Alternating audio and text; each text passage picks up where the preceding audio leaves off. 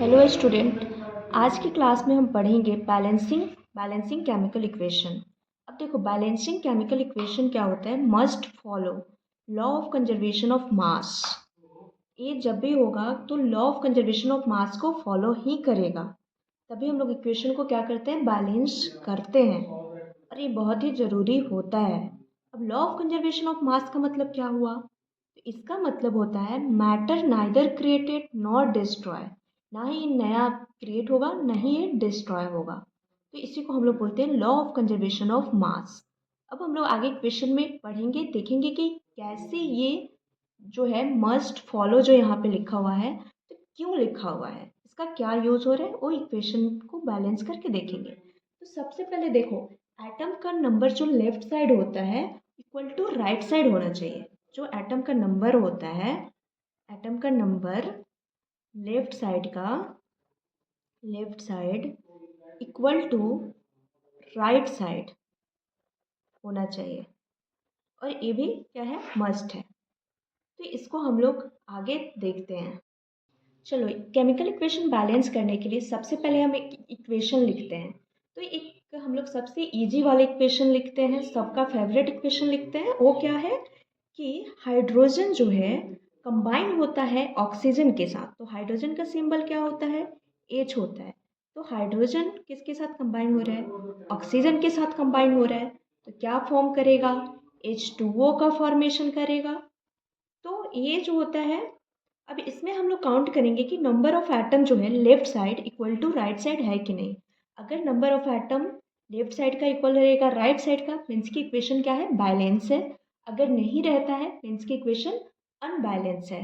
तो सबसे पहले ये लेफ्ट साइड है, जिसको LHS कहते हैं, लेफ्ट हैंड साइड, और इसको बोलते हैं RHS, राइट हैंड साइड। तो ये जो है LHS इक्वल टू क्या होना चाहिए, RHS, तभी ये क्या है, इक्वेशन बैलेंस है। अदरवाइज क्या है, अनबैलेंस है। तो हाइड्रोजन का लेफ्ट साइड में नंबर ऑफ एटम क्या है, ये जो देख रहे हो ना, H2, मतलब कि हाइड्रोजन का नंबर ऑफ एटम कितना है, 2 है। O2 मीन्स कि ऑक्सीजन का नंबर ऑफ एटम क्या है, 2 है। यहाँ पे देखोगे H2O, मतलब कि हाइड्रोजन का number of atom 2 and oxygen का नंबर ऑफ एटम, ये तो बेचारा अकेला है, मीन्स कि 1।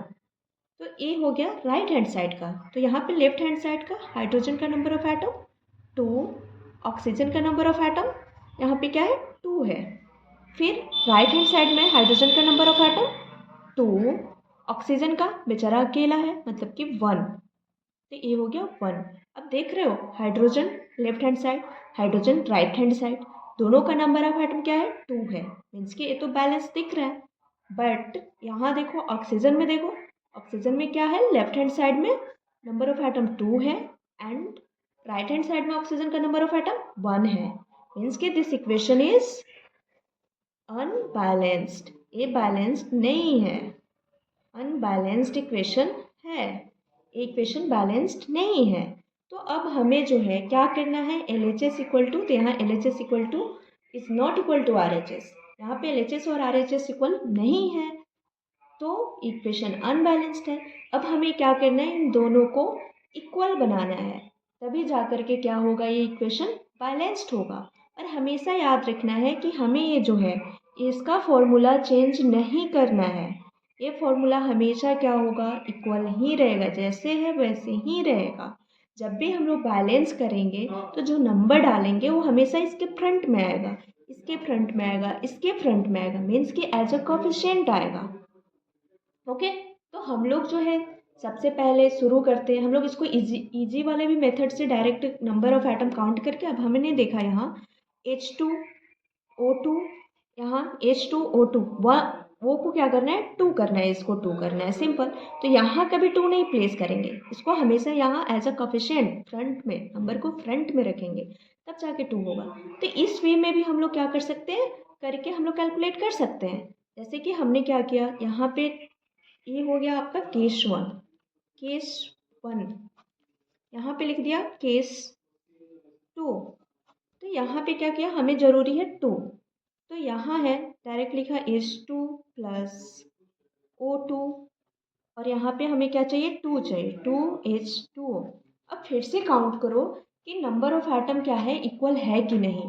तो हाइड्रोजन के साइड में 2 है, ऑक्सीजन के साइड में 2 है, इधर हाइड्रोजन का क्या है, राइट हैंड साइड में 4 है, ऑक्सीजन का क्या है, 2 है। अब देखो फिर ऑक्सीजन का 2 2 ये तो बैलेंस है, पर हाइड्रोजन का क्या हो रहा है, अनबैलेंस हो रहा है, हाइड्रोजन में 4 है।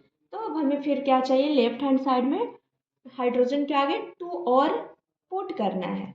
तो यहाँ हम लोग क्या कर सकते हैं कि इस थर्ड में क्या करेंगे, यहाँ पे 2H2 plus O2 and 2H2 इस तरह से हमने क्या किया, पुट किया। तो अब यहाँ देखोगे, अब काउंट करो इसको, तो हाइड्रोजन का नंबर ऑफ एटम कितना है, 4 है, ऑक्सीजन का नंबर ऑफ एटम कितना है, 2 है, राइट हैंड साइड में क्या है, हाइड्रोजन का नंबर ऑफ एटम 4 है, ऑक्सीजन का नंबर ऑफ एटम 2 है, क्योंकि यहाँ से मल्टीप्लाई हो रहा है। कॉफिशिएंट का मतलब यही होता है कि कभी भी यहाँ 2 हम नहीं लिखेंगे। जैसे मैंने यहाँ बहुत सारे स्टूडेंट सोचेंगे कि H2 हो गया, O2 हो गया, तो बेटा ये क्या रहेगा, ये गलत है, रॉन्ग है। इस तरह से हम लोग नहीं लिखते, ये क्या है, रॉन्ग है।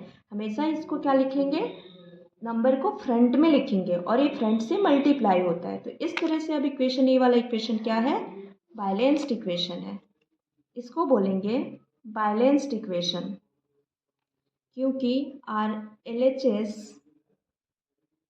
एस इक्वल टू RHS, मतलब कि इक्वेशन क्या है, बैलेंस है, इक्वेशन यहाँ बैलेंस है। फिर हम लोग दूसरी क्लास में सीखेंगे कॉफिशिएंट मेथड, जो कि उससे इस मेथड से कि आप शॉर्ट इक्वेशन को इजीली क्या कर सकते हो, बैलेंस कर सकते हो। लेकिन कॉफिशिएंट मेथड अगर आपने सीख लिया तो आप उस मेथड से क्या कर सकते हो, बड़े बड़े इक्वेशन को इजीली बैलेंस कर सकते हो। क्योंकि इस वे में अगर आप जाओगे तो अगर इक्वेशन बड़ा हो, अब देखो यहाँ H2O क्या है, इंडिविजुअल ही है, यहाँ पे H2O इंडिविजुअल ही है, लेकिन इसके साथ 2 3 अगर और प्रोडक्ट का फॉर्मेशन हो रहा है, तो इस वे से आप देखोगे तो आप कंफ्यूज हो जाओगे और आपका बहुत क्या होगा, लॉन्ग टर्म जाएगा।